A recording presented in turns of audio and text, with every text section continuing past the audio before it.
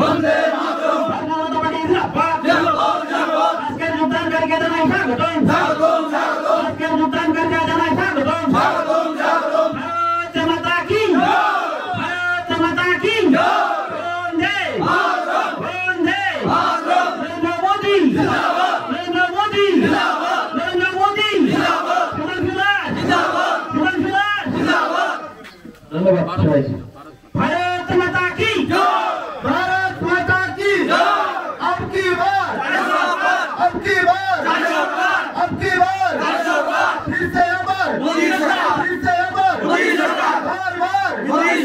बार बार আর মাত্র কিছুদিনের অপেক্ষা, এরপরই রাজ্যের দুটি লোকসভা আসনে অনুষ্ঠিত হবে লোকসভা নির্বাচন 2024। এই নির্বাচনকে সামনে রেখে প্রায় প্রতিদিনই বিভিন্ন দল ত্যাগ করে গেরুয়া শিবিরে সামিল হচ্ছেন ভোটাররা। উল্লেখ্য, মঙ্গলবার ফটিকরায় মণ্ডলের অন্তর্গত 50 নম্বর বুথের উদ্যোগে আয়োজিত এক যোগদান সভার মাধ্যমে মন্ত্রী সুধাংশু দাসের হাত ধরে 18 পরিবারের 60 জন ভোটার বিভিন্ন দল ত্যাগ করে ভারতীয় জনতা পার্টিতে যোগদান করেন।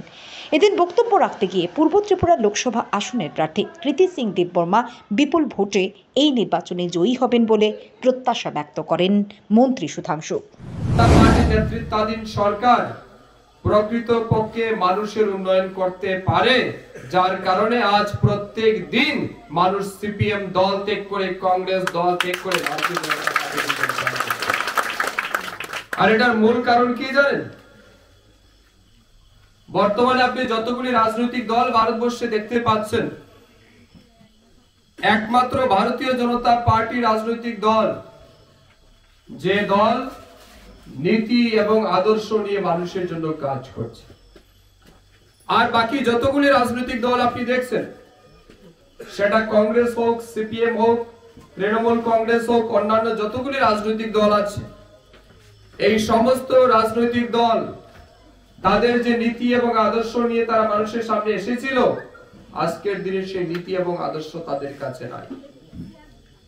ভারতীয় জনতা পার্টি যখন থেকে প্রতিষ্ঠা হয়েছে, তখন থেকে বিজেপি দলের যে আদর্শ ছিল, আমাদের যেটা নিষ্ঠা ছিল, মানুষের প্রতি আমাদের যেটা কমিটমেন্ট ছিল, সেই কমিটমেন্টের উপর দাঁড়িয়ে আজ পর্যন্ত ভারতীয় জনতা পার্টি জনকল্যাণে কাজ করে যাচ্ছে।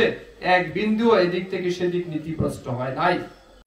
এই নির্বাচনে আমাদের যিনি প্রার্থী শ্রীমতী কৃতি সিং দেববর্মা, আমার বিশ্বাস আগামী 4 জুন যখন ফল প্রকাশ হবে, আমাদের প্রার্থী কৃতি সিং দেববর্মা বিরোধী প্রার্থীর জামানত বাজেয়াপ্ত করে বিপুল ভোটের ব্যবধানে তিনি জয়ী হতে যাচ্ছেন।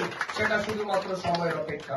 কিন্তু আমি চাই আমার প্রিয় লালজুরি গ্রামের কার্যকর্তা বৃন্দ, সুনাগরিক বৃন্দ, আমি চাই ফটিকরায়ের একটা সম্মান বর্তমানে রাজ্যের কাছে আছে, সেই সম্মানকে আরো বাড়িয়ে দেওয়ার জন্য এই পূর্ব ত্রিপুরা লোকসভা আসনে 30টা বিধানসভার মধ্যে নির্বাচন হবে। এই 30টা বিধানসভা নির্বাচনে আমাদের প্রার্থী জিতবেন।